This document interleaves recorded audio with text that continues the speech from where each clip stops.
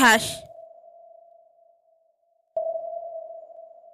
2 দিন ধরে আমার মন, আমার শরীর দুটোই খুব একটা ভালো যাচ্ছে না।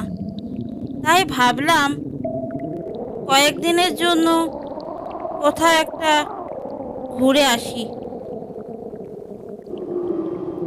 তাই চলেছি ঘুরতে।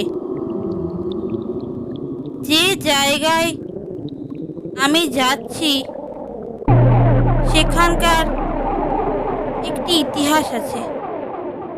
সেই জায়গায় 400 বছরের একটি ভূতের বাস আছে। পটভূমির এই ভূতটি খুবই বদমাইশ।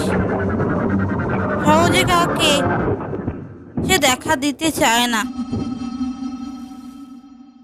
কাউকে সে বিরক্তও করে না। শুধু তাকে যদি কেউ বিরক্ত করে তাহলে সে ছেড়ে কথা বলে না। দেখি এই ভূত আমাকে দেখা দেয় কিনা। বটভূমি জায়গাটি খুবই সুন্দর।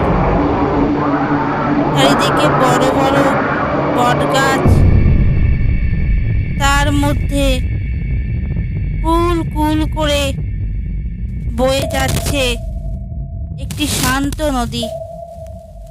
এখানে এসে এই জায়গার পারিপার্শ্বিক সৌন্দর্য দেখে আমার শরীর, মন দুটোই ভালো হয়ে গেল।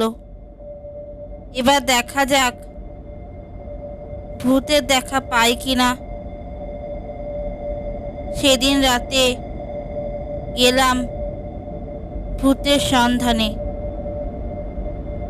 যে জায়গায় ভূতটি থাকে সেইখানে অনেকক্ষণ বসে রইলাম, কিন্তু কিছুই দেখতে পেলাম না।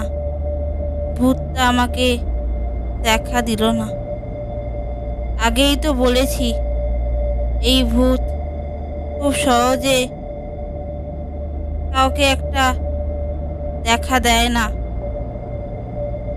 আমার এই ভূত খোঁজা নেশাই রয়ে গেল। নমস্কার।